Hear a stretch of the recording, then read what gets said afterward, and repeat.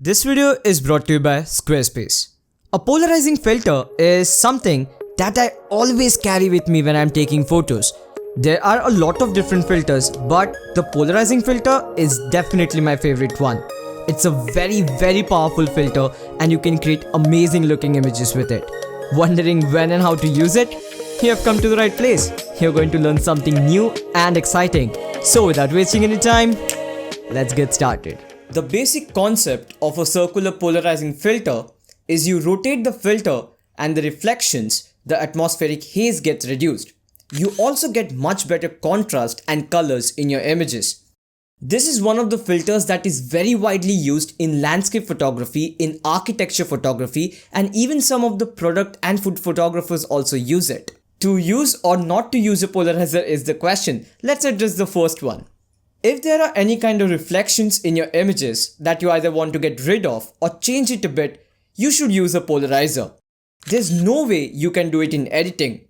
What you can do in editing is either darken or brighten an area, but you can't get rid of the reflections. So now, how to use a polarizer?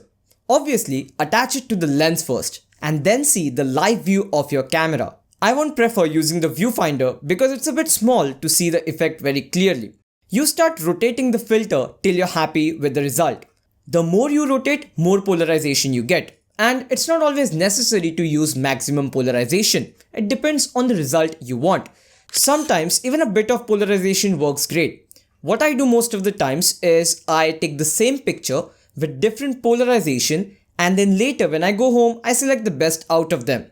When I'm photographing waterfalls, I prefer using polarizers a lot. Now there are a couple of reasons for that. The first reason is I can see the surface beneath the water by reducing the reflection and I feel it adds a bit of depth to the image.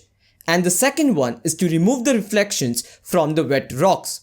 Those reflections are very bright and sometimes can be very distracting. Again, as I said, in editing you can darken it up but you cannot get rid of it, and that's where polarizers are very helpful.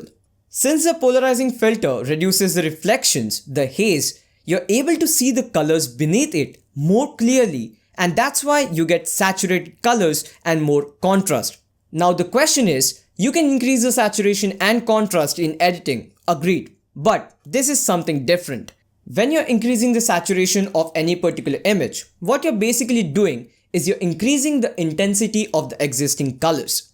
But when you're using a polarizer, as I said before, you're removing the haze, you're removing the reflections, the glare, and the actual colors are being revealed. So obviously it's different. One very important thing to understand while using a polarizer is the angle of light. Now, the polarizer filter works best at 90 degrees from the sun. If you're taking photos facing the sun or 180 degrees opposite of the sun, using a polarizer won't make much sense. When you're using a polarizer with a wide-angle lens, especially something like a 24mm or even less than that, you will see different polarization applied in different parts of the image, and this can result in dark bands which looks unnatural. This is a mistake a lot of beginners do, and even I have done it before. If you're using something like a 24 or 35 or more than that, you're not going to face this issue. I have two polarizers with me. One is just a polarizer from Nissi and the other is a polarizer and a ND filter combined from Pola Pro. If I don't need the ND filter, I just prefer using the polarizer. A polarizer is not completely a transparent filter. It's slightly dark and have some kind of color tint to it. So I would recommend to adjust the settings after you have attached the polarizer. Now the question is, Saurav, when not to use a polarizer? Before I answer that, it's time to give a shout out to the sponsors of the video, and that is Squarespace. Squarespace is an all-in-one platform. You want to build an online store, you want to build a portfolio or website, Squarespace is the place to go. If you're a photographer, a filmmaker, an artist, a freelancer, a website is something that's going to be super helpful. Wondering why? 1 is you can showcase your work, 2 you can sell your work, and 3 the website is going to be unique to you. You need a great looking website? Squarespace has a lot of amazing looking templates which you can also customize according to your liking with some very easy steps. So if you need a website, I would highly recommend to check out Squarespace. The link is in the description below, and the good news is you get 10% off on your first purchase. Now continuing with when not to use a polarizer, I personally won't recommend using a polarizer in portrait photography because it can mess up with the skin tones and it might look unnatural.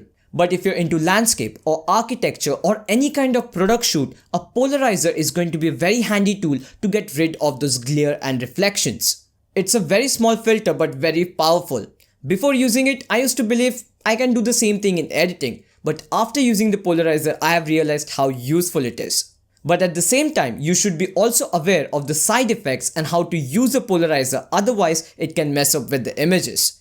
If you're looking to buy polarizers and you have multiple lenses, make sure you get the bigger size filter and use step-up rings for the smaller lenses. Like for example, I have couple of lenses, the 7200 and the 24mm prime. The 7200 is a bigger lens with a 77mm filter thread and the 24mm is slightly smaller which has a 72mm filter thread. Now, it makes no sense to buy two different polarizing filters for two different lenses. What I would recommend is get the bigger size and use step-up rings for the smaller lenses. In this way, you save a lot of money and the problem is solved.